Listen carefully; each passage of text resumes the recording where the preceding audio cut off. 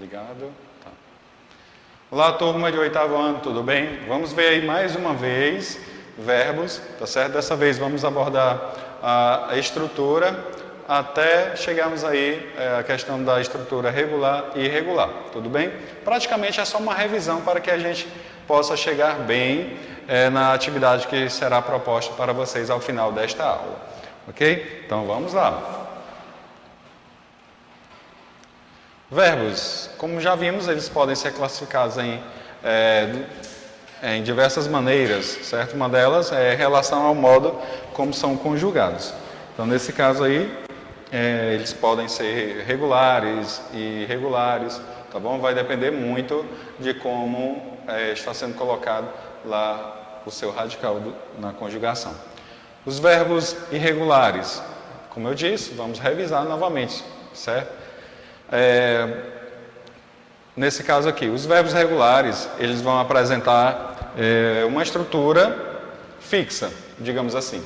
No caso, o radical. O radical, ele vai permanecer, não importa o tempo verbal, tá certo? Se tratar de um verbo regular, ele vai manter o seu semantema ou lexema, ou até mesmo radical, que é o mais utilizado aí em diversos livros, mas se você se deparar com alguma outra fonte e ter aí esse termo semantema ou lexema, quer dizer radical, tá certo? Então, como já foi visto, o radical é a estrutura básica que contém o significado essencial do verbo. É ele que é responsável de receber desinências, de acordo, desinências dependendo aí da pessoa ou do tempo, é ele que vai receber, certo? E ele vai permanecer lá no seu lugarzinho tranquilo, só recebendo esses termos, tudo bem? Então, falando de estrutura de verbo, o que se tem na estrutura? Ele vai ter vogal temática, e essa vogal temática ela vai indicar qual seria a conjugação desse verbo, certo? Além disso, tem outra função, é preparar o radical para receber desinência, tá certo? Isso não vai acontecer apenas nos verbos. Outras palavras também têm sua vogal temática, e essa vogal temática prepara para receber outros termos. Quando falo que não é apenas restrito aos verbos, é porque quando você estudou aí derivação, lá há muito tempo atrás, lá no 6º ano, você percebeu que algumas palavras elas derivavam, certo? Mas não é assunto para esse momento, é só mesmo uma ideia que eu estou trazendo para que vocês tenham noção, que isso não vai acontecer apenas com os verbos, tudo bem? Então vamos aí. O tema vai ser justamente a junção aí do radical mais a vogal temática. E após isso temos aí um outro termo, desinência modo temporal, certo? E ela que vai indicar aí o modo e o tempo de conjugação desse verbo. E a desinência número pessoal vai dizer se aí, ela que vai indicar se está em primeira, segunda ou terceira, seja do singular ou do plural, tá certo? Até chegarmos aí à forma verbal. Então vamos verificar aqui de maneira bem mais detalhada para que você possa entender, certo? Aqui, palavra escreveríamos, certo? Na palavra escreveríamos tem aí o radical. Notem como esse radical ele pode receber qualquer desinência que ele não sofrerá nenhuma modificação. E sua vogal temática, certo? Juntando aí o radical mais a vogal temática vai dar formação aí, então do tema, certo? Somando esses dois termos aí vai formar o tema, ok? E em seguida temos aí a desinência modo temporal, é aquela que é responsável de dizer qual seria o modo e o tempo que este verbo está sendo conjugado, e o mus, que vai indicar a pessoa do discurso, certo? E essa pessoa do discurso ela está no singular ou plural. E agora, voltando aqui a verbos irregulares, certo? Irregulares.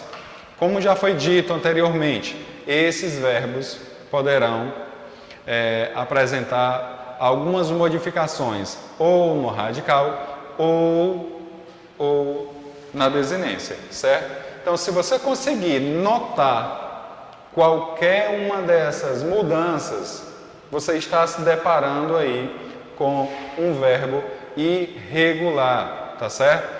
Basta pegar seu material, revise aí, dê uma olhadinha nesses dois verbos. Ah, professor, só tem esses. Não, você pode verificar em outras fontes, certo? Você que está em casa, utilizando vários meios aí de pesquisa, você pode estudar um pouquinho mais. Verifique todos os verbos irregulares, ou, se não todos, a maioria, certo? E perceba que esses verbos estarão sofrendo modificações no radical, certo? Ou na desinência. Como já vimos anteriormente, certo? O verbo irregular ele não apresenta mudança. Ele mantém o mesmo radical. Nos verbos irregulares não. Há essa modificação, há essa mudança, tanto no radical como na desinência. Tá certo, gente? Essa questão ainda ficou um pouquinho de dúvida, espero que a gente consiga verificar melhor e, com isso, eliminar qualquer tipo de dúvida, tá certo? Os verbos da primeira conjugação, gente. Os verbos da primeira conjugação, prestem muita atenção aqui. Os verbos da primeira conjugação, que os radicais, em que esses radicais terminem em C, ou em C cedilha, ou em G, basta trocar, certo?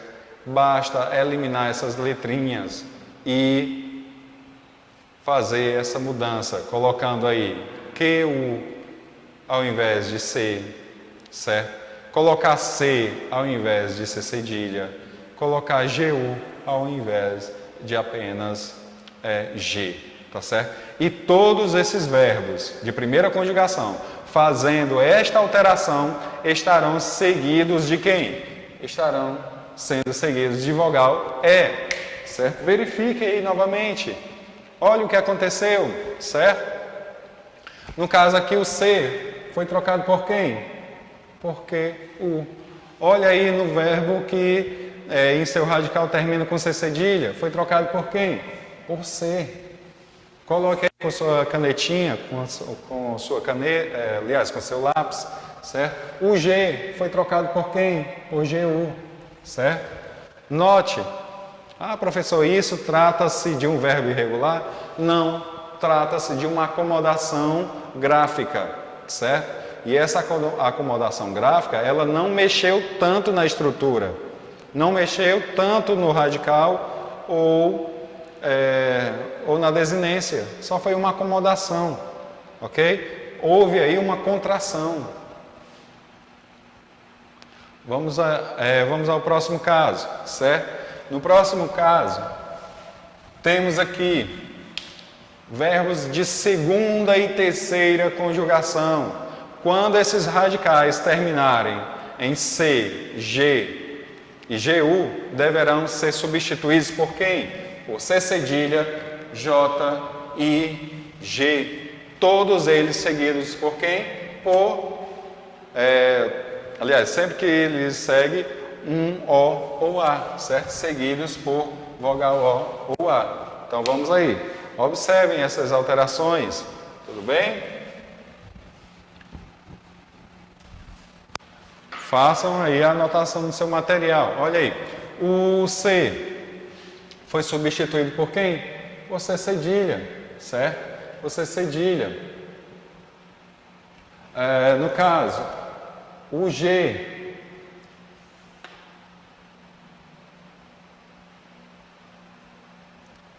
O G substituído por quem? Falei por J, certo? GU foi substituído por quem?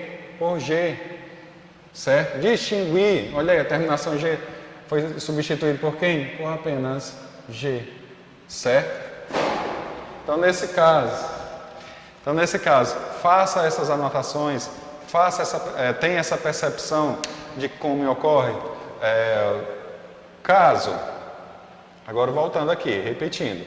Isso não quer dizer que trata-se de um verbo irregular, porque ocorreu apenas uma acomodação gráfica. Ok, gente? Verbos abundantes, certo? Já foi dito aí, são verbos que apresentam mais de um particípio passado, tá certo? Então, essa tabela aqui, eu aconselho que durante a atividade que vocês farão daqui a pouco, seja consultada, certo? Em algumas questões que estará abordando esse tema aí, certo? Não esqueça, porque como eles são, digamos assim, incomum para vocês, provavelmente vocês utilizam aí mais o particípio regular por desconhecer ou por evitar o particípio irregular, certo? Pode causar até uma estranheza ao emprego dessas formas. Então, sempre que possível, consulte para realizar, certo? Já vimos aí anteriormente, basta consultar mais um pouco para realizar as questões que estão tratando disso. Agora, verbos auxiliares, tá certo? Na aula passada, ficou um pouquinho aí de trabalhar os verbos auxiliares, ok? Então, os verbos auxiliares, digamos assim, trata-se de um outro tipo de conjugação, certo? Por que um outro tipo de conjugação? Porque vai conter aí verbos, um flexionado e o outro estará em uma forma nominal, tá certo? Quando se fala de forma nominal, estamos falando aí de gerúndio, de infinitivo, particípio, tá certo? Então, quando você ouvir a palavra, a expressão forma nominal, certo? Procure lembrar dessas três formas nominais, tá bom? Infinitivo, gerúndio e particípio. Por quê? Porque você, que é um aluno de 8º ano, em breve, daqui a alguns meses, já estará no 9º e é muito importante que você tenha o conhecimento suficiente ou até mesmo lembrança suficiente. Às vezes o aluno tem conhecimento, mas acaba esquecendo, certo? Dessas formas nominais. Então, por que se diz aí que é uma outra conjugação? Porque é uma conjugação perifrástica, certo? Ou seja, são locuções verbais constituídas de verbos auxiliares. Quem são esses verbos auxiliares? Os verbos auxiliares são justamente esses verbos que estão flexionados em algum tempo verbal. E quanto aos verbos principais, certo? Esses verbos principais, eles estarão na sua forma nominal. E essa forma nominal, certo? Gerúndio infinitivo. Vamos verificar aí. Vamos verificar mais algumas informações sobre as locuções verbais, certo?